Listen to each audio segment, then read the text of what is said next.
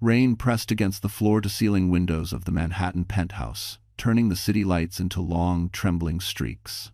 Emily Carter stood barefoot on the marble floor, one hand on her pregnant belly, the other still holding her phone. It vibrated once, then went silent. The message on the screen was short: "Stay in the bedroom. Do not come out." It was from her husband, Richard Hale. Emily stared at the words, confused, her heart already racing.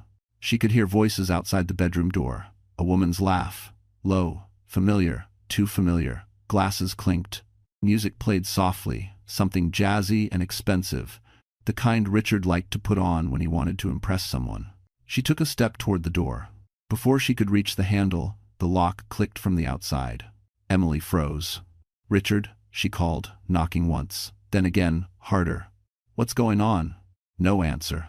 Her stomach tightened, not from the baby this time, but from fear. The voices outside grew clearer, a woman speaking his name like it belonged to her. Richard laughing, relaxed, careless, nothing like the cold man he had been at dinner an hour earlier. Emily slid down against the door, her back pressed to the wood. The baby kicked sharply, and she gasped, gripping her belly. She had been feeling unwell all day. Dizzy, tired. She had told Richard she needed rest. He had nodded, distracted, already elsewhere. Outside that door was Vanessa Moore, his ex. The woman he had sworn was ancient history, the woman he said she would never have to worry about. Emily reached for her phone again and typed with shaking fingers. "I don't feel well. Please open the door." The message showed as delivered. No reply. Instead, she heard footsteps moving away, the sound of a bedroom door opening, then closing. Something inside Emily cracked, not loudly, not all at once, but slowly, painfully, like ice breaking under silent pressure. She realized then that this wasn't a misunderstanding, it wasn't a mistake, it was a choice. Her husband had chosen to lock his pregnant wife out of his life for the night. And in that moment, Emily didn't know it yet, but the name she would give her child, not his father's name, was already taking shape in her mind. Because once a man tells you to stay out, some doors never open again. Before she became the woman locked behind a bedroom door, Emily Carter was someone who believed that love was something you earned by being quiet, patient, and useful. She grew up in a small town in Ohio, moving between relatives and temporary homes after her mother passed away when Emily was 14. She learned early not to ask for too much. If you didn't complain, people stayed longer. If you were grateful, you were allowed to remain. That lesson followed her into adulthood like a shadow she never quite shook. When Emily met Richard Hale in New York, he felt like the opposite of instability. He was confident, polished, admired, a man who knew where he was going and expected others to follow. He noticed her in a crowded charity event, holding a glass of water instead of champagne, listening more than speaking. He called her grounded. He said she made him feel calm. No one had ever said that to her before. Richard courted her carefully at first. Dinners overlooking the city, long conversations about the future, promises wrapped in certainty. He told her she wouldn't have to struggle anymore, that with him, she would finally be safe. Emily believed him. She left her modest job in operations after they married, not because Richard demanded it outright, but because he kept saying, "You don't need that stress anymore. Let me handle things." And slowly, without realizing it, Emily's world grew smaller. Fewer friends, fewer opinions, fewer places she went alone. When she became pregnant, Emily thought things would change. She imagined Richard softening, becoming gentler, more present. Instead, he became distant, preoccupied, always on his phone, always in meetings. She told herself it was temporary. Big companies came with big pressure. Good wives were supportive. Good wives waited. But pregnancy was harder than she expected. The nausea, the dizziness, the constant worry that something might go wrong. She would sit alone in their penthouse during the day, one hand on her stomach, the other scrolling through baby names, wondering if her child would feel loved in a house that already felt cold. She tried to talk to Richard. He listened with half his attention, nodding while typing on his phone. Sometimes he sighed, as if her fears were inconveniences he didn't have time for. "You're overthinking," he told her more than once. "You have everything. Relax." Emily learned to swallow her words. She learned to smile when she felt small. She learned to apologize for being emotional, even when she was scared. By the time Vanessa's name started appearing more often casually mentioned, lightly dismissed, Emily had already been trained not to push. Richard said Vanessa was just helping with branding issues. Old history, nothing more. Emily wanted to believe him, because believing him was easier than facing the truth. That night, behind the locked door, Emily finally understood something she had spent her whole life avoiding. Love that requires you to disappear is not love. And the baby growing inside her deserved more than a mother who stayed silent to survive. As Emily pressed her hand against her belly, tears slipping quietly down her face, a new instinct rose stronger than fear. If no one else would protect this child, she would. Even if it meant losing everything she thought she had. To the outside world, Richard Hale was a success story people loved to repeat. He built his company from nothing, or so the articles said. A sharp mind, a disciplined leader, a visionary CEO who believed in innovation, efficiency, and family values. His face appeared on business podcasts. His quotes were shared on LinkedIn. Investors trusted him. Employees respected him. Richard knew exactly how to perform the role. Every morning, he stood in front of the mirror in his custom-tailored suit, adjusting his tie with calm precision. He liked control. He liked order. He liked knowing that every version of himself had a place, and every place had rules. At the office, he was charming but distant, generous but firm. A man who spoke about balance while working everyone past midnight. He praised loyalty yet expected silence. He rewarded obedience and punished inconvenience. And lately, Emily had begun to feel inconvenient. Pregnancy made her slower, more emotional, less predictable. Richard didn't see it as vulnerability. He saw it as inefficiency, something that disrupted the smooth rhythm of his life.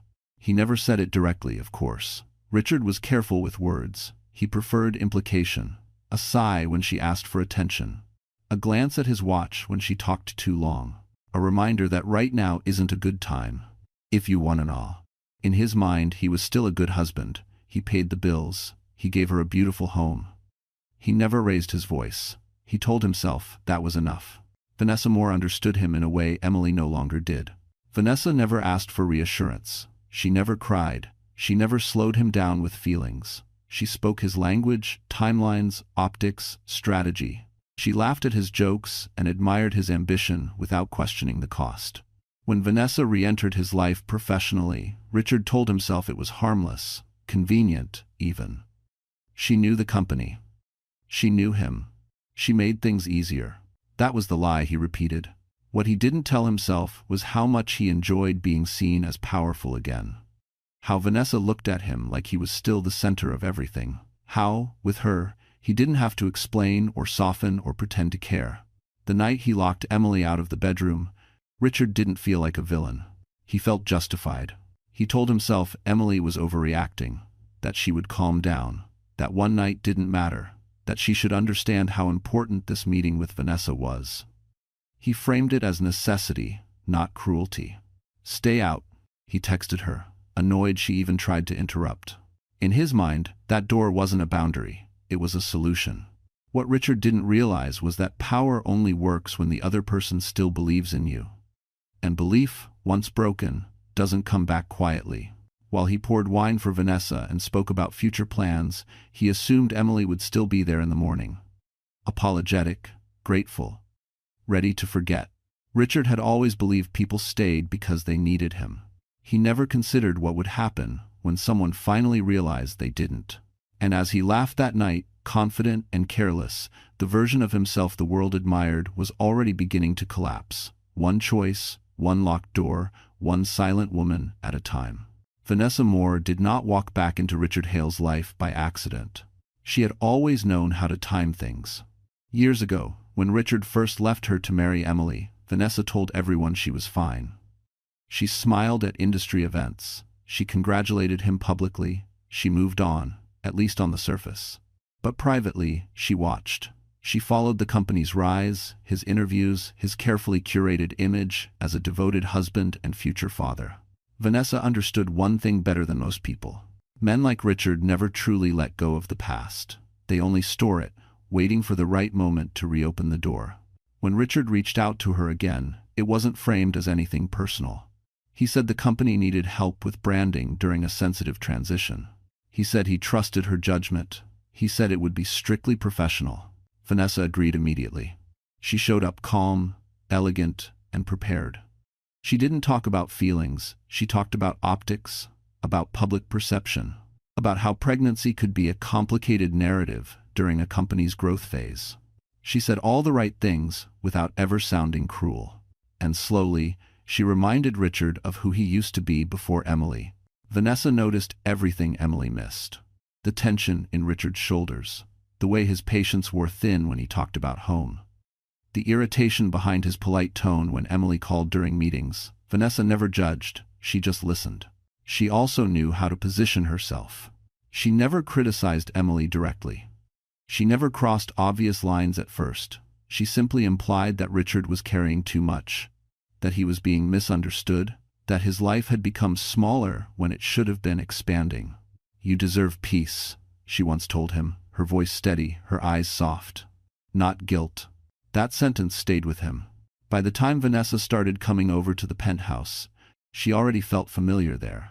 She knew which glasses Richard preferred, which music he liked after a long day, which version of himself he wanted to be seen as. She also knew Emily was pregnant, and she didn't care. Vanessa saw pregnancy not as something sacred, but as leverage, a weakness, a complication that made Emily easier to push aside. She told herself she wasn't breaking a family. She was reclaiming something that had always been hers. The night she arrived at the penthouse, Vanessa wore confidence like armor. She stepped inside as if she belonged there, glancing around the space with a practiced calm. When she heard the bedroom door close, she didn't ask questions. She already knew. Later, when she and Richard sat together with wine in hand, she noticed the tension in his face and smiled. "She'll understand," Vanessa said lightly. "You always choose what's best for you." Richard believed her. What Vanessa didn't see was Emily sitting on the other side of that door, realizing that the woman her husband had dismissed as nothing was very much something, something intentional, something dangerous. Vanessa thought she was winning a man. She didn't realize she was helping create an enemy who would no longer beg, explain, or wait. Because women like Emily don't explode in the moment. They go quiet. And when they finally move, it's never in the direction anyone expects. The first time Emily realized Richard no longer cared who saw her pain was the night of the gala. The invitation had arrived weeks earlier, embossed and formal, announcing a fundraising event at the Plaza Hotel. Richard told her it was important. Investors would be there, board members, press. He said it would look good to appear as a united family before the baby arrived. Emily hesitated. Her feet were swollen. Her back ached constantly, but she nodded anyway. Saying no had never felt like an option. That evening, she stood in front of the mirror, adjusting a simple dress, trying to hide the exhaustion in her face. When they arrived, the ballroom glowed with soft lights and quiet wealth. Crystal chandeliers, polished floors, smiles that never reached the eyes. At first, Richard stayed close. His hand rested lightly on her back as he greeted people, introducing her as his wife, the mother of his child. Emily tried to relax. She told herself she was imagining the distance between them. Then Vanessa arrived. She didn't walk in with Richard. That would have been too obvious. Instead, she appeared among a group of executives, confident and composed, dressed like she belonged exactly where she stood. When Richard saw her, something in his posture shifted. Subtle, but unmistakable. Emily felt it. As the evening went on, Richard drifted away. Conversations pulled him farther and farther from her side. Each time Emily tried to follow, someone else intercepted him. Vanessa always seemed to be nearby, laughing softly, leaning in when she spoke. Emily stood alone near a table, her hand resting protectively over her belly. People glanced at her, then away. A few whispered. She caught fragments of conversation. "She looks tired. Pregnancy suits some women better than others. Richard's under a lot of pressure right now." The words landed like small cuts, not enough to bleed, but enough to hurt. When Emily finally found Richard again, she touched his arm gently. "I don't feel well," she said quietly. "Can we go home soon?" He barely looked at her. "Not now," he replied, his voice tight. "I'm in the middle of something." Emily followed his gaze. Vanessa was watching them. The realization hit her all at once. This wasn't neglect, it was dismissal. public and deliberate. Emily stepped back, her throat tightening. She walked toward the restroom, passing mirrors that reflected a woman she barely recognized. Inside, she locked herself into a stall and pressed her hand to her mouth to keep from sobbing. She whispered apologies to the baby inside her. For the noise, for the stress, for choosing the wrong man. When she returned to the ballroom, Richard was gone. Someone told her he had stepped out onto the terrace with Vanessa to discuss something urgent. Emily didn't confront him. She didn't scream. She simply left. As she stood outside waiting for a car, the city air cold against her skin, something settled inside her chest. Heavy, permanent. If he could humiliate her here, in front of everyone, he would do worse behind closed doors. This marriage wasn't cracking. It was already broken. And Emily was the only one brave enough to finally see it. The penthouse felt different after the gala. Quieter, colder, like a place that had already decided it no longer wanted her. Emily kicked off her shoes near the door and stood still for a moment, listening. No music. No voices. Just the low hum of the city outside the windows. She told herself Richard might already be asleep. That maybe tonight they would talk. That maybe he would apologize. She was still holding on to hope when the elevator chimed again. Richard stepped out, his coat draped over his arm, his expression distant. Behind him, Vanessa followed without hesitation. Emily's heart dropped. Richard didn't introduce them. He didn't explain. He didn't even look surprised to see Emily standing there. "We need to talk," Emily said, her voice unsteady but firm. "Now." Richard exhaled sharply, like she had inconvenienced him. "This isn't a good time." "Everyone."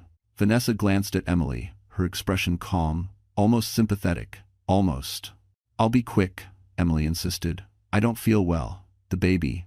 "That's enough," Richard interrupted. His voice was low, controlled, dangerous in its restraint. "Go to the bedroom." Emily stared at him. "Excuse me?" "I said go to the bedroom," he repeated. "Stay there." Vanessa looked away, pretending not to listen, though every muscle in her body was alert. Emily felt her chest tighten. "You brought her here," she said. "Into our home." Richard's jaw clenched. "Don't do this." "Do what?" Emily asked. "Tell the truth?" That was when Richard pulled out his phone and typed something quickly. Emily's phone buzzed in her hand. "Stay in the bedroom. Do not come out." The message felt unreal, like a line from a bad movie. Before Emily could respond, Richard stepped forward and closed the bedroom door behind her. She heard the lock engage. Emily froze, staring at the door. Her mind struggled to catch up with what had just happened. "Richard?" She knocked once. Then again. "Open the door." No response. Outside, voices resumed. Quieter now. Intimate, the sound of wine being poured. Vanessa's soft laugh. Emily slid down the door slowly, her breathing shallow. The baby kicked hard, sharp enough to make her gasp. Pain spread through her lower back, unfamiliar and frightening. She tried calling Richard. Straight to voicemail. She tried texting again. No reply. Minutes passed. Then more. Emily pressed her forehead to the door, tears blurring her vision. She felt small, trapped, disposable. This wasn't just betrayal. This was abandonment. At some point, the voices moved away. A door opened. Another closed. The silence that followed was worse than the noise. Emily stayed there for a long time, long enough for fear to settle deep into her bones. Long enough to understand that the man she married was capable of anything if it served him.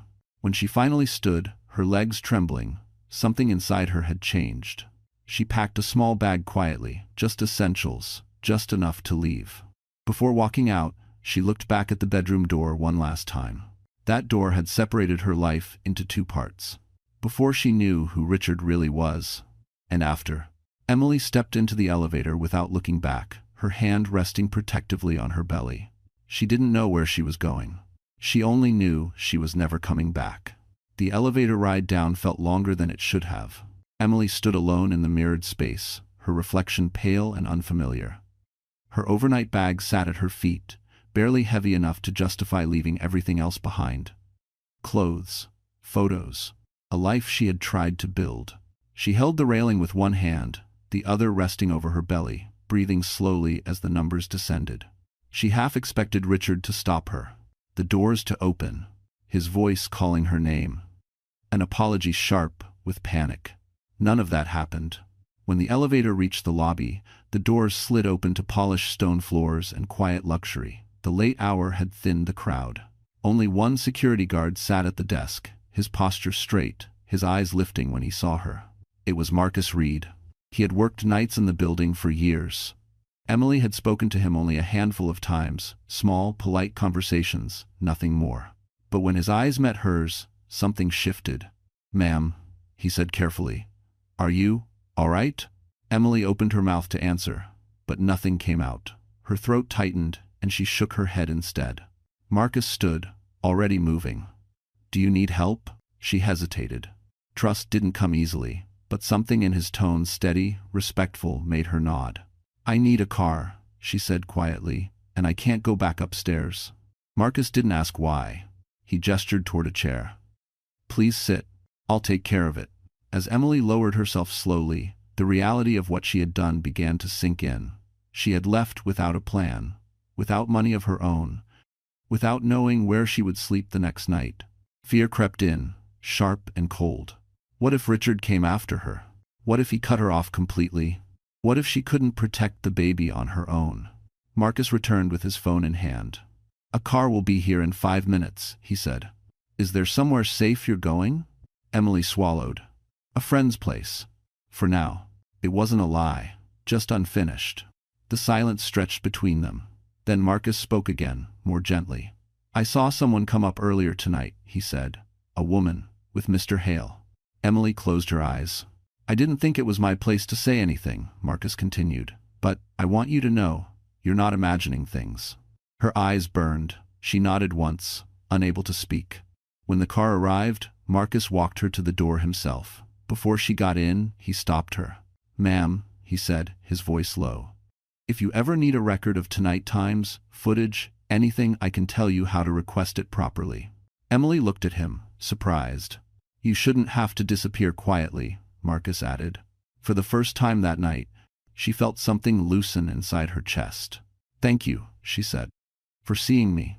And when never thanks, the car pulled away from the curb, the building shrinking behind her.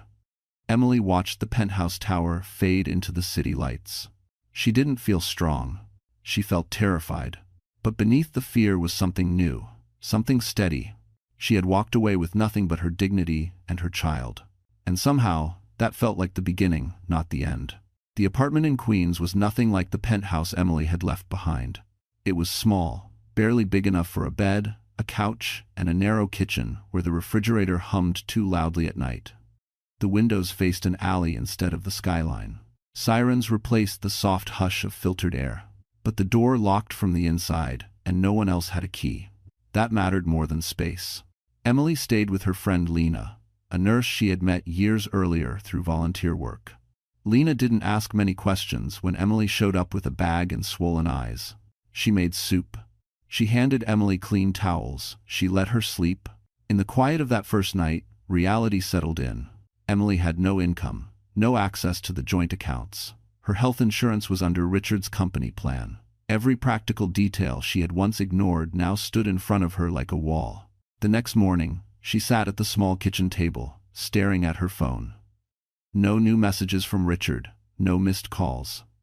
The silence felt intentional, like a punishment. Her hand drifted to her belly. The baby was calm, as if unaware of how fragile their situation had become. "I'll figure it out," Emily whispered. "I promise." She started making calls. Clinics, legal aid offices, old contacts she hadn't spoken to in years. Most conversations ended politely but firmly. Waiting lists, limited resources, complicated situations. Each rejection chipped away at her resolve. By the third day, the stress began to show physically.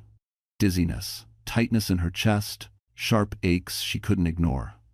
Lena insisted on taking her to get checked. The doctor was kind but serious. "You need to reduce stress," she said. "You're at risk for early labor if this continues." Emily laughed bitterly at that. Reduce stress. As if it were a switch she could turn off. That afternoon, she sat alone on the couch, a borrowed blanket wrapped around her shoulders. She scrolled through her phone, stopping at an old photo of herself and Richard from years ago. They looked happy. Or maybe just hopeful. She deleted it. Instead, she opened a notes app and began writing things down. Dates, times, moments she remembered clearly. The gala, the night in the penthouse, the locked door. She didn't know why yet. She just knew she needed to remember everything exactly as it happened. That night, Lena placed a small box on the table. Inside were baby clothes she had saved from a cousin. Soft, neutral colors, practical. Emily picked up a tiny shirt and pressed it to her chest. Her eyes filled with tears, not from sadness alone, but from the overwhelming realization that someone cared without expecting anything back. Later, when the apartment was quiet, Emily made a decision. She would stop waiting for Richard to explain himself. She would stop hoping he might suddenly become the man she needed. If she was going to protect her child, she had to stop surviving day to day and start preparing for a fight she never wanted. And somewhere deep inside her, beneath the fear and exhaustion, a stronger thought took root. She didn't need to win against Richard. She just needed to make sure he could never hurt them again. By the end of the first week in Queens, Emily understood something she had avoided her entire life. Silence could be dangerous, but preparation was powerful. Richard still hadn't called. No apology, no explanation, no concern for the baby. Just an empty absence that felt deliberate, like he was waiting for her to panic, to crawl back, to admit she couldn't survive without him. Emily refused to give him that satisfaction. Instead, she began to organize her thoughts the way she once organized projects at work, calmly, carefully, without emotion getting in the way of facts. She opened her laptop one morning while Lena was at her shift and created a folder titled Timeline. Inside it, she started listing everything she could remember with precision. Dates, locations, who was present, what was said.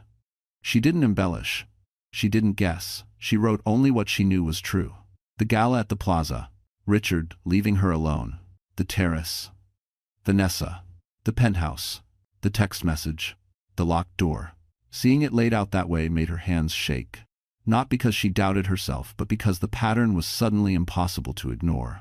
This wasn't one bad night. It was a series of choices.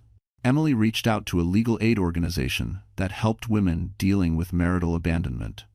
The intake coordinator listened quietly, then asked questions that made Emily uncomfortable in a way she hadn't expected. Did he restrict your access to money? Yes. Did he isolate you socially? I think so. And 4. Did he ever prevent you from leaving a room? Emily's breath caught. Yes. The woman on the phone paused. That matters, she said gently. That afternoon, Emily met with an attorney named Sarah Nguyen at a small office near the courthouse. Sarah didn't rush her. She didn't interrupt. She took notes with steady focus as Emily spoke. This isn't about revenge, Sarah said when Emily finished. This is about protection. Yours and the baby's. They talked about next steps, about documentation, about doing everything by the book. Sarah warned her that Richard would likely try to control the narrative first. Men with power usually do, she said. They rely on disbelief, on people assuming you're emotional or unstable. Emily nodded. She had already felt that fear creeping in. When she returned to the apartment, there was a message waiting on her phone. From Richard. Where are you? That was it. No concern. No remorse. Just a demand. Emily stared at the screen for a long time. Then she did something she never would have done before. She didn't reply. Instead, she forwarded the message to Sarah and added it to her folder. That night, Emily lay awake listening to the sounds of the city. Her life felt smaller than it used to, but clearer. For the first time, she wasn't trying to manage Richard's moods or anticipate his reactions. She was focused on one thing: keeping herself and her child safe. Richard thought silence would break her. He had no idea she was using it to build something he could no longer control. Richard Hale didn't like being ignored. By the second day, after his message went unanswered, irritation had turned into something sharper. Control had always been his language, and silence was the one thing he couldn't manage. He wasn't worried about Emily. He was worried about what her absence said about him. So he made his first move. Emily was sitting at the small kitchen table when Lena rushed in from work, her face tight with concern. Your insurance? Lena said, dropping her bag. It's been suspended. Emily felt the words before she fully understood them. What? I checked, Lena continued. Your coverage is tied to Richard's company. They flagged it this morning. Emily closed her eyes slowly. She had expected this, but the reality still landed hard. Doctor visits, prenatal care, the hospital, all of it suddenly uncertain. Her phone buzzed almost immediately after. Richard again. I assume you've noticed the insurance issue, the message read. We need to talk like adults. Emily stared at the screen, her hands cold. This was his pattern. Create a problem, offer himself as the solution. A few minutes later, another message came through. I don't want things to get ugly. Come home, and we'll sort everything out. Emily forwarded both messages to Sarah without responding. That afternoon, Richard escalated. He showed up. Emily heard the knock first, firm, deliberate, the kind that assumed compliance. Her heart raced, but she didn't open the door. Lena stood beside her, silent but steady. Emily, Richard called through the door. This is ridiculous. She didn't answer. You're embarrassing yourself, he continued. People are starting to ask questions. Emily pressed her hand to her belly, grounding herself. Richard sighed loudly. You don't have to do this the hard way. I've spoken to my lawyers. If you come back now, we can keep this private. There it was. Privacy. His favorite word. I can make sure you're taken care of, he added. Housing, medical, money. You just need to stop this behavior. Emily felt something rise in her chest, not fear, not sadness, but clarity. She stepped closer to the door. Leave, she said, her voice calm but firm. Any further contact should go through my attorney. As there was a pause. Then Richard laughed softly. You think this is a game? You don't have resources. You don't have leverage. Emily said nothing. You're pregnant and emotional, he continued. Judges don't like instability. That was the threat. Lena opened the door just enough to speak. You've been asked to leave, she said. If you don't, I'm calling the police. Richard's expression shifted. Annoyance gave way to calculation. He took a step back, smoothing his jacket. This isn't over, he said quietly, looking past Lena at Emily. You can't win. He walked away. Emily sank into a chair as the door closed, her body trembling. The danger was real now. Richard wasn't trying to reconcile. He was trying to reclaim ownership. That evening, Sarah called. He's making mistakes, she said, big ones, and he doesn't realize it yet. Emily looked down at her belly, her voice steady despite the fear still lingering. Neither did I, she said, until now. And 4. The contractions started just after dawn. Emily had barely slept. The night before, she lay awake, listening to the radiator click and the city breathe outside the window, her mind replaying Richard's voice at the door. When the pain first came, low and steady, she told herself it was nothing. Stress, fatigue. Another false alarm. Then it came again. Stronger this time. Sharp enough to steal her breath. Emily sat up slowly, one hand gripping the edge of the couch, the other pressing against her belly. Fear rushed in immediately, fast and overwhelming. It was too early. She wasn't ready. Nothing was ready. Lena, she called, her voice shaking. Lena was on her feet in seconds. One look at Emily's face and she didn't hesitate. She grabbed her keys, her jacket, her phone. We're going now. The ride to the hospital felt unreal. Every bump in the road sent pain through Emily's body, each contraction closer together than the last. She focused on breathing, on staying calm, on not letting panic take over. At the hospital, the lights were too bright, the hallways too long. Nurses asked questions Emily struggled to answer. Name, date of birth, insurance. The word landed like a punch. There was an issue, Emily said quietly. Lena stepped in. We'll handle it. And it was? Emily was taken to a room, monitors strapped around her belly. A doctor came in, her expression serious but composed. You're in early labor, she said. We'll do everything we can, but you need to stay as calm as possible. Calm. Emily stared at the ceiling, tears sliding into her hair. She had imagined this moment so differently. Richard by her side, his hand in hers, a shared breath when the pain peaked. Instead, she was alone. Her phone buzzed on the small tray beside the bed. Richard, I heard you went to the hospital, the message read. Where are you exactly? Emily turned the phone face down. Minutes later, another message. You can't shut me out of this. She closed her eyes. Hours blurred together. Pain rose and fell like waves she barely survived. At some point, a new doctor entered the room, a woman with calm eyes and a steady voice. She introduced herself, asked Emily questions, explained procedures without rushing. You're doing well, she said gently. Stay with me. Those words mattered more than she expected. Between contractions, Emily thought about everything that had led her here. The locked door, the silence, the threats, and beneath it all, the life inside her that had trusted her completely. She made a decision then, as clear as anything she had ever known. This child would not grow up begging for love. As the hours passed, Emily felt herself crossing a line she could never step back over. Whatever happened next, courtrooms, arguments, consequences, she would face it as a mother who chose protection over fear. When the nurse finally said, "It's time," Emily cried, not from pain, but from the weight of the moment. Somewhere in the hospital, Richard was probably already on his way, furious about what he didn't control. He didn't know it yet, but this was the last moment he had any power at all. Emily heard her baby cry before she felt anything else. The sound was small, sharp, and real, cutting through the pain, the fear, the long hours that had blurred together. Someone placed the baby against her chest, warm and trembling, and Emily broke down completely. Tears streamed down her face as she wrapped her arms around this tiny life she had fought so hard to protect. "It's a boy," the doctor said gently. Emily nodded, unable to speak.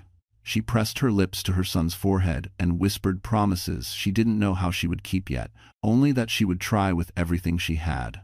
For a few precious minutes, the world narrowed to just the two of them. Then reality came back. A nurse approached with a clipboard. "We'll need to complete the birth registration," she said kindly. "Father's information and the baby's name. And port noter." Emily's heart pounded not from pain this time, but from the weight of the decision she had already made. At that moment, the door opened. Richard walked in. His suit was slightly wrinkled, his expression tight with irritation, masked as concern. He barely looked at Emily before his eyes went to the baby. "There you are," he said, as if she had simply wandered off. "I should have been informed sooner." Emily didn't respond. The nurse hesitated, sensing the tension. "Sir, are you the father?" "Yes," Richard answered immediately. "Of course I am." He stepped closer, looking down at the baby like he was inspecting something that belonged to him. "What did you name him?" Emily finally looked at him. Her voice was quiet, steady, and final. "His name is Noah." Richard nodded once. "Good." Then, impatiently, "And the last name?" The room seemed to hold its breath. "Noah Brooks," Emily said. The words landed like a blow. Richard stared at her, disbelief flashing across his face. "What did you just say?" "You heard me," Emily replied. "That's not my name," he snapped. "No," she said calmly. "It isn't." Richard's voice rose. "This is my son. He will carry my name." Emily shifted slightly, holding Noah closer. "He will carry the name of the man who showed up, the man who protected us when we needed it." Richard laughed harshly. "This is insane. Who is Brooks? Some fantasy you've created?"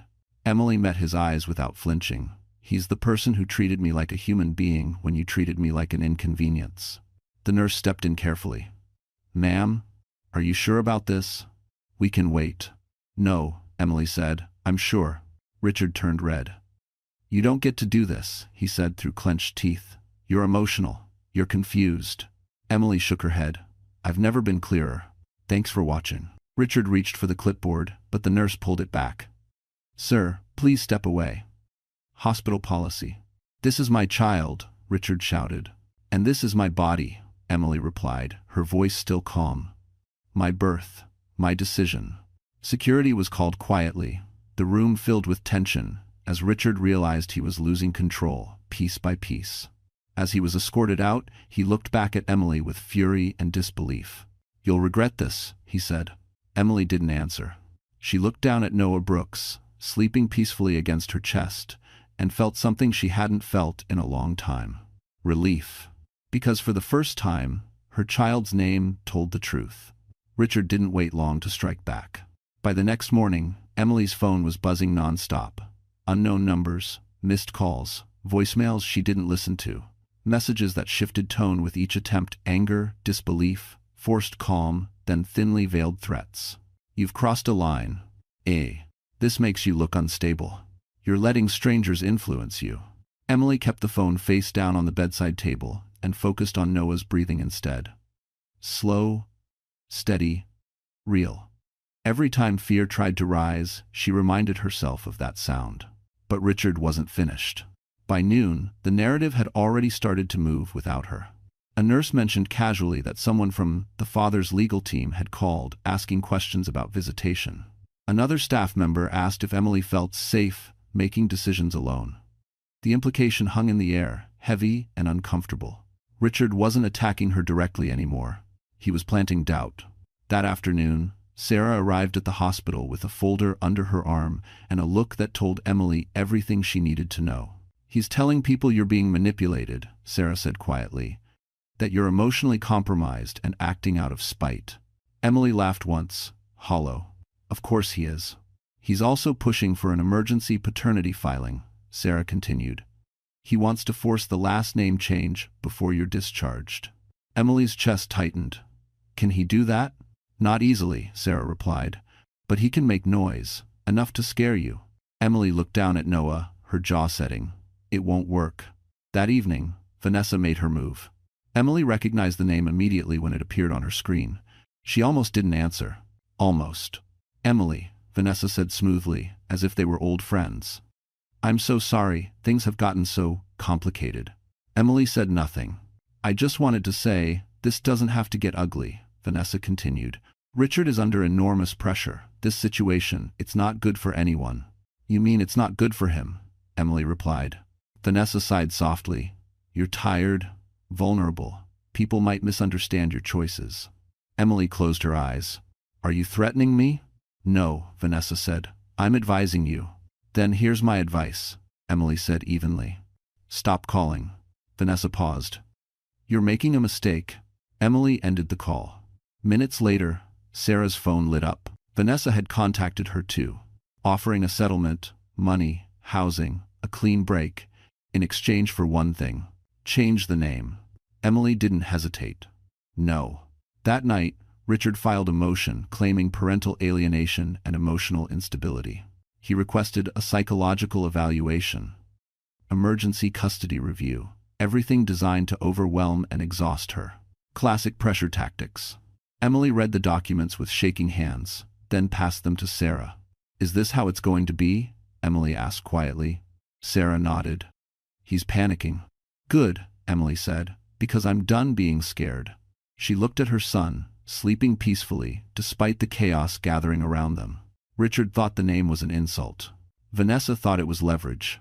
Neither of them understood the truth. The name wasn't an attack. It was a boundary.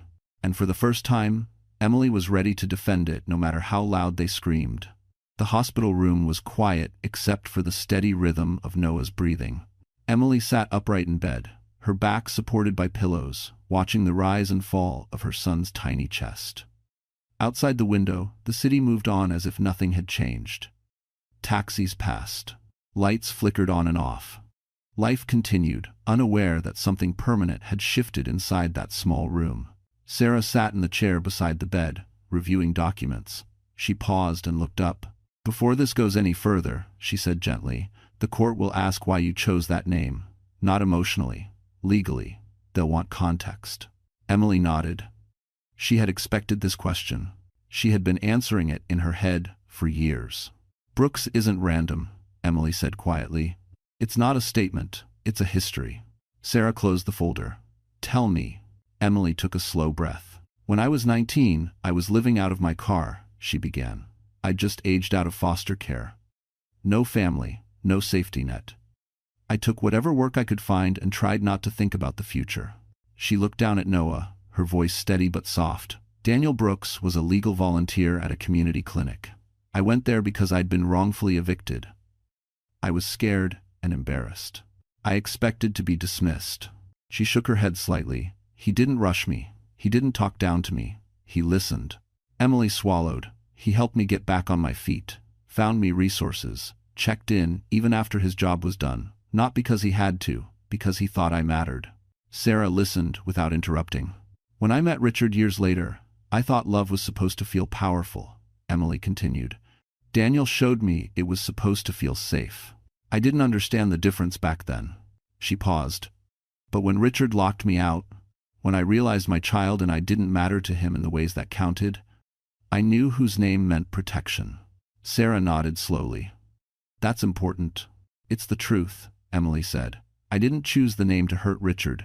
I chose it to remind myself what care actually looks like. That afternoon, Daniel Brooks came to the hospital. He stood awkwardly near the door at first, clearly unsure if he belonged there.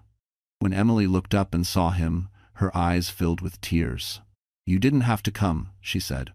I wanted to, Daniel replied. His voice was calm, grounded. The same voice she remembered from years ago.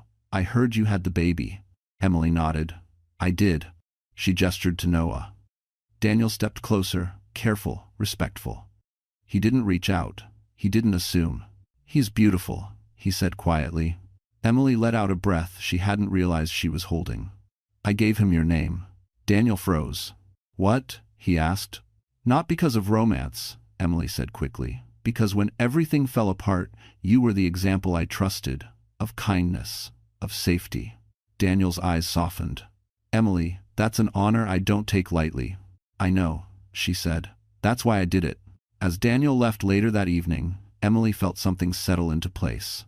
Richard would never understand that power isn't inherited. It's earned. And the name Noah Brooks wasn't about replacing a father. It was about choosing the right kind of one. Richard Hale stopped pretending the moment he realized fear no longer worked. 3 days after Emily was discharged from the hospital, legal papers arrived at Lena's apartment. Thick, official, cold. Richard wasn't asking anymore, he was demanding. Emergency custody review. Court-ordered paternity confirmation. A motion claiming Emily was deliberately trying to erase him from his child's life. He called it parental alienation. Emily sat at the small dining table as Sarah laid everything out, page by page. The language was sharp and strategic, designed to paint a very specific picture. An unstable woman acting out of emotional distress, influenced by outsiders, making irrational decisions. He's escalating, Sarah said calmly. This is no longer about the name. Emily already knew that. This is about control, she replied. Sarah nodded. And about punishing you for not backing down. The timing wasn't accidental. Richard had also filed a formal complaint with his company's HR department claiming Emily was harassing him through third parties. He had preemptively framed himself as the reasonable party, the concerned father, the professional man forced into conflict by an uncooperative spouse. Vanessa was busy behind the scenes. A mutual acquaintance warned Emily that Vanessa had been quietly suggesting Emily wasn't well. That postpartum emotions had made her unpredictable. That Richard was being patient under impossible circumstances. None of it was said publicly. That was the point. That night, Emily barely slept. Every sound from the hallway made her tense. She replayed Richard's words in her head. Judges don't like instability. He was trying to exhaust her, to make her doubt herself, to push her into a mistake. The next morning, Sarah brought a different folder. This, she said, tapping it, is where things change. Inside were records Sarah had formally requested. Building security logs, elevator access times, visitor sign-ins. Documentation from the night Emily left the penthouse. There's footage, Sarah said. Not inside the apartment, but enough to establish who entered, who stayed, and how long. It's never down.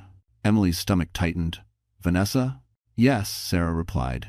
And Richard, together, late at night, while you were still legally residing there. Emily closed her eyes, steadying her breath. There's more, Sarah continued. Text records, the stay in the bedroom message, time-stamped, verified. Emily looked up. So, he can't deny it. No, Sarah said. And that changes how the court views everything. Especially your decision to leave. Everyone. For the first time since the papers arrived, Emily felt something other than dread. Momentum. Richard had assumed she would panic, that she would crumble under pressure, that she would trade truth for peace. He had underestimated her. That afternoon, Emily received one final message from him. You're making this worse than it needs to be. This will damage everyone involved. She read it once. Then she forwarded it to Sarah and put her phone down. Richard thought war meant noise. Aggression. Intimidation. Emily was learning something different. Real power didn't shout. It documented. And as the pieces came together, one thing became clear. Richard hadn't just crossed a moral line. He had left a trail. And for the first time, Emily wasn't running from it. She was walking straight toward it with evidence in her hands and her child safe behind her. The turning point didn't come with shouting or a courtroom confrontation. It came quietly, in a conference room that smelled like coffee and printer ink. Sarah laid the documents out one by one, her movements precise, deliberate. Emily sat across from her, Noah sleeping in a carrier against her chest. The room felt too ordinary for something that heavy, but maybe that was fitting. Truth rarely arrived with drama. It arrived with proof. "This is the security report from the building," Sarah said. "Certified copy." Emily leaned forward. Times, dates, keycard entries, elevator usage. Vanessa Moore, signed in at 9:42 p.m. Richard Hale's private elevator activated at 9:44 p.m. No exit recorded for Vanessa until 6:18 a.m. Emily closed her eyes for a moment. She didn't feel shock. She felt confirmation. "There's more," Sarah continued. She slid over screenshots of messages. Richard's text, "Stay in the bedroom. Do not come out. Time-stamped. Verified by the carrier. No room for interpretation." "This matters because it establishes confinement," Sarah said. "You weren't just dismissed. You were restricted." Emily exhaled slowly. Then came the final piece. Marcus Reed. He had agreed to provide a sworn statement. In calm, professional language, Marcus detailed what he saw that night. Vanessa entering the building. Emily leaving alone hours later, visibly distressed, carrying a bag, pregnant and unaccompanied. He confirmed Emily did not return. No opinions, just facts. "This is strong," Sarah said. "Stronger than Richard realizes." Emily looked down at Noah. His tiny fingers curled and uncurled in his sleep, unaware of the war being fought around him. That afternoon, Sarah filed a response to Richard's motions. Attached were the logs, the messages, the sworn statement. Nothing exaggerated, nothing emotional, just truth. The reaction was immediate. Richard's legal team requested an extension. Then another. Their tone shifted from aggressive to cautious, almost overnight. Vanessa stopped calling. By the end of the week, Richard sent a new message, longer this time, carefully worded. "I think we should de-escalate. For the baby's sake." Emily read it once and handed her phone to Sarah. "That's fear," Sarah said quietly, "not concern." Emily nodded. She could feel it too. The shift, the loss of control on his side. But Richard wasn't done. He tried one last angle. A private investigator showed up near Lena's building. Questions were asked. Neighbors noticed. The implication was clear. "We're watching." Sarah responded within hours. A cease and desist letter. Documentation of harassment. A reminder that intimidation would not be tolerated. That was when Richard finally understood. Emily wasn't isolated anymore. She had witnesses, records, legal protection, and she wasn't begging to be believed. She was proving it. That night, as Emily rocked Noah to sleep, a strange calm settled over her. For weeks, she had lived in survival mode, reacting, bracing, enduring. Now, for the first time, she felt ahead of the danger. Richard had built his life on the assumption that image mattered more than behavior. He was about to learn how wrong that was. Because once evidence exists, power changes hands. And the man who once locked her out of a room was now locked inside his own lies, while Emily stood on the outside, holding the truth, with nowhere left to run but forward. The courtroom was smaller than Emily expected. No grand speeches, no dramatic lighting, just wooden benches, neutral walls, and the quiet weight of consequences. Emily sat at the table beside Sarah, Noah asleep in his carrier against her chest. The steady rhythm of his breathing grounded her more than anything else ever had. Across the room, Richard sat with his attorneys. He looked composed, confident, like a man who still believed charm and reputation would carry him through. Vanessa wasn't there. That, Emily noticed immediately. When the judge entered, the room settled into silence. The hearing began with procedural language motions, filings, objections. Emily listened carefully, even when the words felt distant. She had learned not to tune out when men spoke about her life like it was an abstract problem. Then, it was her turn.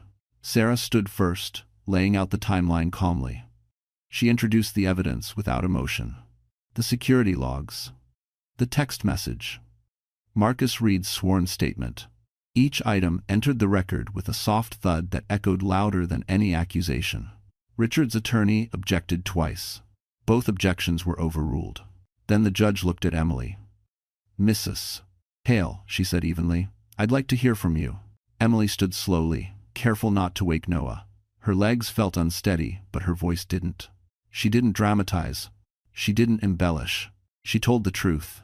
She described the gala. Being left alone. Asking to go home. The cold dismissal. She described the night in the penthouse. The text message. The locked door. The fear when she felt pain and realized no one was coming. "I didn't leave to punish him," Emily said. "I left because I wasn't safe." Richard stared straight ahead. Emily continued. "I chose my son's name because I needed to remind myself what safety looks like. I needed to give my child a name connected to care, not control." The judge watched her closely. "And do you believe the father poses a danger to the child?" she asked. Emily didn't hesitate. "I believe he puts his needs above others," repeatedly, "and I believe that's dangerous." The room was silent.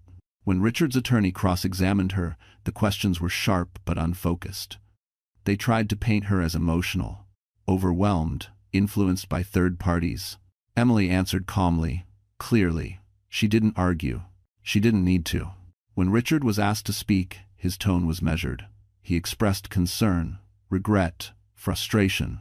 He claimed misunderstandings, poor communication, stress. But when the judge asked why he hadn't unlocked the door, he hesitated. Just long enough. That pause mattered. After a brief recess, the judge returned. Her ruling was firm. Temporary sole physical custody to Emily. Supervised visitation only. No changes to the child's name pending further review. A warning regarding intimidation and misuse of legal processes. Richard's face drained of color. "This court does not take lightly attempts to control or silence," the judge said, "especially when a child is involved." Dation. Emily sat back down, her hands shaking not from fear, but release. Outside the courtroom, Richard didn't look at her. Sarah leaned in. "That was the moment," she whispered. "You were believed." Emily looked down at Noah, now awake, his eyes unfocused but calm. For the first time, she felt something close to peace. She hadn't won everything, but she had won the right to speak and be heard. And that changed everything. The court ruling didn't stay inside the courtroom. By the following week, the quiet cracks in Richard Hale's perfect image began to spread. It started internally. A closed-door meeting with the board, a request for clarification about recent legal distractions. Then another meeting, longer this time. Richard was asked to step out while discussions continued. That had never happened before. Vanessa noticed first. Her emails stopped getting immediate replies. Meetings were rescheduled without explanation. People who once leaned in when she spoke now kept conversations brief, distant. The confidence she wore so easily began to slip. One afternoon, a compliance officer requested documentation related to outside consulting activities. Vanessa understood immediately what that meant. Someone had started pulling threads. At the same time, Richard's legal expenses mounted, motions denied, warnings issued.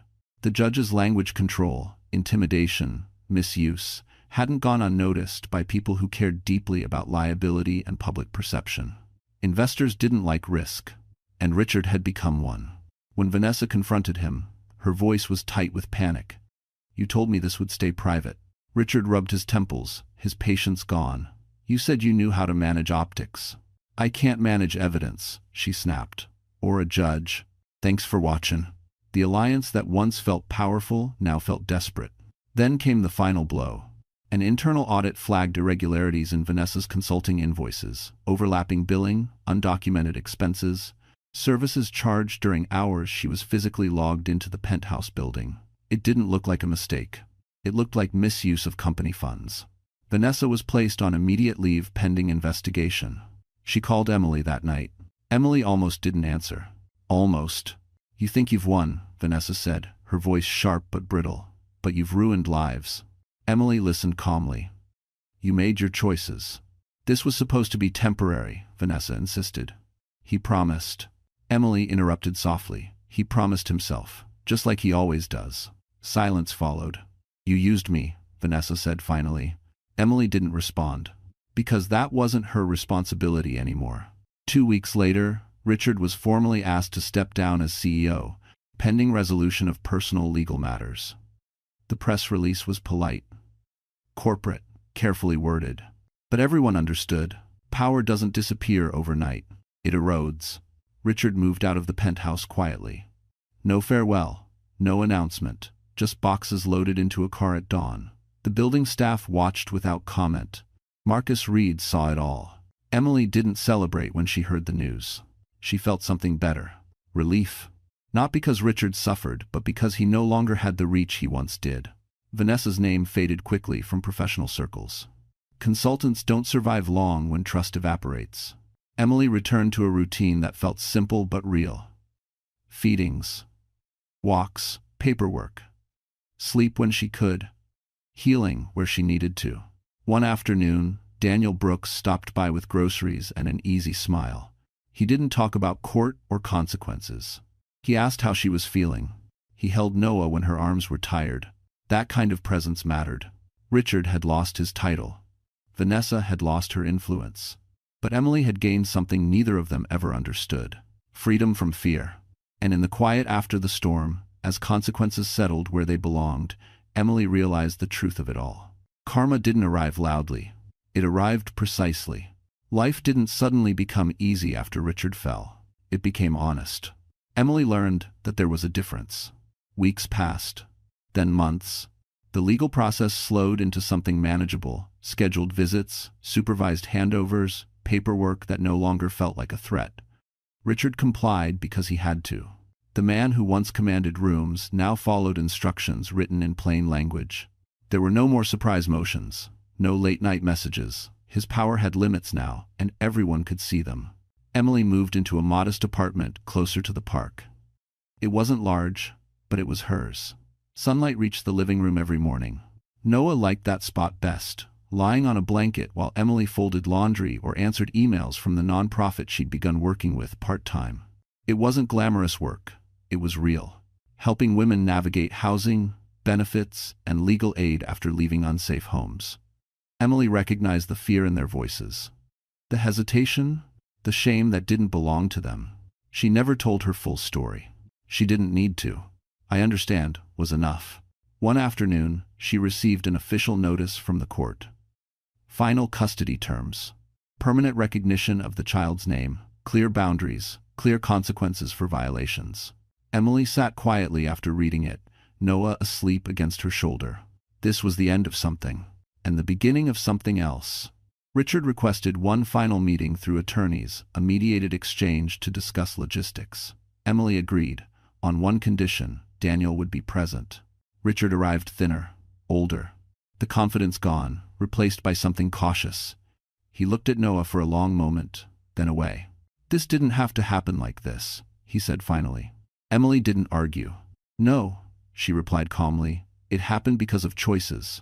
Yours, mine, all of them." Richard swallowed. "I lost everything. If you have a one-stove." Emily met his eyes, not unkindly. "You lost control." That was the truth. After the meeting, Emily walked out into the afternoon air with Daniel beside her. He didn't ask if she was okay. He already knew she was. They stopped at a cafe. Daniel held Noah while Emily ordered. It was an ordinary moment. Coffee cups, soft music, a baby sleeping against a steady chest. That ordinariness felt earned. Later that evening, Emily stood by the window of her apartment, watching the city glow as night settled in. She thought about the woman she had been: quiet, apologetic, afraid to take up space. That woman had survived. But she was no longer in charge. Emily hadn't gained revenge, or wealth, or a dramatic victory. She had gained safety, stability, a voice that didn't shake, and love that didn't demand silence. Daniel joined her by the window, close but not pressing. "You know," he said gently, "you don't owe anyone proof anymore." Emily smiled softly. "I know." She looked down at Noah, then back at the city. Richard would live with the consequences of his actions. Vanessa would rebuild or not. Emily had already moved on. She hadn't taken anything from them. She had simply stopped giving. And sometimes, that's the most powerful ending of all. A year later, Emily stood in a small garden just outside the city, sunlight filtering through late spring leaves. There was no press, no spectacle, no performance. Just people who mattered. Lena adjusted the simple flowers along the aisle. Marcus stood off to the side, smiling quietly. A few friends from the nonprofit chatted softly, their laughter easy and real. Noah sat in Daniel's arms, dressed in a tiny outfit that made Emily laugh every time she looked at him. This was not the life Emily once imagined. It was better. When the music began, Emily walked forward slowly. She wasn't nervous. She wasn't wondering if she was enough. She wasn't shrinking herself to fit into someone else's expectations. Daniel waited for her with the same calm presence that had carried her through the hardest moments of her life. Not a savior, not a hero, just a man who stayed. When they exchanged vows, Daniel spoke first. "I promise you safety," he said. "Not control, not perfection. Safety." Emily felt tears rise, but she didn't fight them. "I promise you truth," she replied, "even when it's uncomfortable. Especially then." They didn't promise forever in dramatic terms. They promised effort, respect, listening, choosing each other again and again. That was enough. Afterward, as people hugged her and congratulated her, Emily watched Noah toddle unsteadily across the grass toward her. Daniel followed close behind, ready but not rushing. That image stayed with her. Years ago, Richard had believed power meant ownership, that love meant obedience, that silence meant loyalty. He had been wrong about all of it. Emily's life now was quieter. Mornings started with breakfast messes and soft music. Workdays were full but purposeful. Evenings ended with books, laughter, and a sense of peace she once thought was unrealistic. Richard remained in the background, present only where required, distant where it counted. He followed the rules because he had no choice. The anger had faded, replaced by something resigned. Vanessa never resurfaced in their lives. Emily didn't wonder about either of them anymore. She had learned something essential. Closure doesn't come from watching someone else fall. It comes from building something that no longer includes them.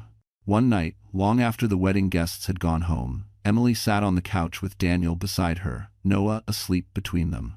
The apartment was quiet, filled with the kind of stillness that felt earned. "Do you ever think about how close you came to staying?"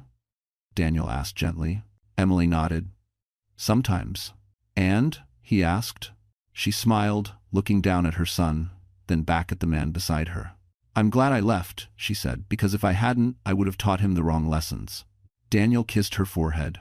Outside, the city hummed softly, indifferent and vast. Inside, Emily felt grounded. Her story hadn't ended with revenge. It ended with choice. She chose safety over status, truth over appearance, love over fear. And the child who once carried another man's name as a symbol of protection now carried it as a promise fulfilled. This was her ending. Not perfect, but honest. And finally, completely her own. So, the story has come to an end. And if you're still here with us at this moment, then maybe, just maybe, something in this journey touched your heart in a quiet but meaningful way. What Emily's story reminds us is simple, yet powerful. Love should never require you to disappear. When respect is replaced by control, when silence is demanded instead of understanding, the bravest thing you can do is choose yourself. The Stoic philosopher Marcus Aurelius once wrote, "You have power over your mind, not outside events." Realize this, and you will find strength. Healing begins the moment we stop trying to change someone who refuses to see us, and start protecting what truly matters, our dignity, our safety, and our peace. This story isn't about revenge. It's about boundaries. It's about learning, as Epictetus taught, that no one can harm you without your consent, and reclaiming that consent when life tries to take it away. Emily didn't win by destroying others. She won by building a life that no longer depended on fear. If this story spoke to you, if it mirrored something you've lived or something you're still healing from, know this. You're not weak for staying, and you're not wrong for leaving. Growth often begins where comfort ends. And before we part, if you felt something here, please like this video, share it with someone who might need it, and subscribe to the channel. Your support helps these stories reach hearts that are still searching for their way forward.